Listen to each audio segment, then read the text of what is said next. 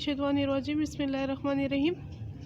अस्सलाम वालेकुम grade 9th, how are you all बेटा। It's your Islamic lecture. आज हम पढ़ेंगे हदीस नंबर 1, अफज़लुल अमालु ला इलाहा इल्लल्लाह व अफज़लुद दुआउ इस्तग़फ़ार। सबसे फजीलत वाला अमल ला इलाहा इल्लल्लाह और बेहतरीन दुआ इस्तग़फ़ार है। तशरीह हज़रत अकरम सल्लल्लाहु अलैहि वसल्लम की इस हदीस मुबारका के दो हिस्से हैं। पहले हिस्से में अल्लाह की वादानियत के इकरार को सबसे फजीलत वाला अमल करार दिया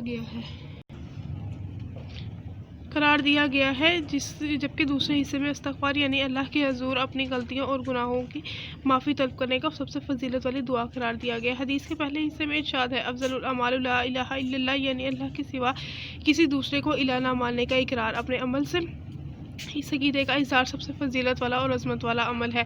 ला इलाहा इल्लल्लाह में लफ्ज़ इलाह से मुराद ऐसी ज़ात जिसकी इबादत की जाए, जिसे बेपनाह मोहब्बत हो, वो अल्लाह ही की ज़ात है जिसने हमें पैदा किया, अक़ल व बसीरत अता फरमाई, हमें ना सिर्फ ज़िंदगी दी बल्कि ज़िंदगी की तमाम नेमतें अता की। हमें चाहिए अपने कौल व फ़ेल से इसी की ज़ात को इलाह माने, इसी की इबादत करें और इसी से सबसे ज़्यादा मोहब्बत करें।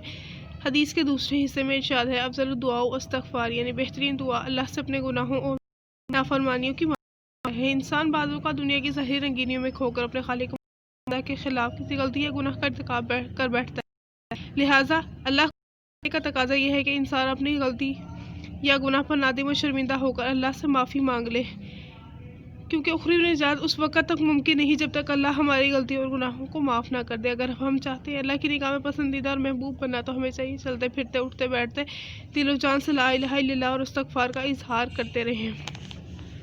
इसी तरह हदीस नंबर 2 है, तालिबुल इल्मी फ़रीज़तुन अला कुल्ली मुस्लिमीन, इल्म की तरफ हर मुसलमान मर्द औरत पर फ़र्ज़ है। तशरीह इंसानी फितरत का बुनियादी तकाज़ा है कि अपनी ज़ात और कायनात के बारे में हर अच्छी और बुरी बात का इल्म हो। इसके बगैर ना तो इंसान दुनिया में तरक्की कर सकता है और ना ही अपने खालिक व मालिक का कुर्ब हासिल कर सकता है।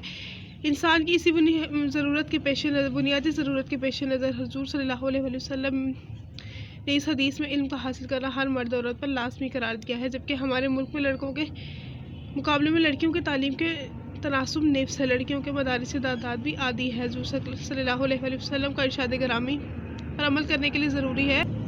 हज़रत अकरम सल्लल्लाहु अलैहि वसल्लम की इस इरशाद गिरामी पर अमल करने की इसके लिए ज़रूरी है हम लड़कियों की तालीम और तरबियत पर भी पूरी तवज्जो दें, ताकि कोई बच्ची अनपढ़ और जाहिल ना रह सके। इंसान इस वक्त तक अपने मुकाम और अल्लाह की तरफ से आयद करदा फ़राइज़ को नहीं जान सकता जब तक वो इल्म की जुस्तजू की राह पर गामज़न ना हो। दूसरी बात ये कि क़यामत के दिन अल्लाह ताला की अदालत में अपने फ़राइज़ और ज़िम्मेदारियों के मुतालिक जवाबदेही करनी है। इसलिए हर नेकी, हर गुनाह, हर अच्छाई का, बुराई का इल्म हासिल करना ज़रूरी है। तभी हम दुनिया में कामयाब हो सकते हैं और आखिरत में उख़्रवी निजात हासिल कर सकते हैं।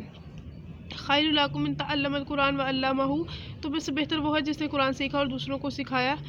कुरान हकीम कलाम इलाही है जिसका मौजू इंसान है। ये किताब महज रोज़ा, नमाज और रोज़े की तालीमात पर मुश्तमिल नहीं, बल्कि इंसानी ज़िंदगी के तमाम पहलू, हुआ वो दुनियावी हो या उखरवी, माशी हो या माशी, साइंसी हो या सियासी, सबके बारे में ताबत रहनुमाई रखती है।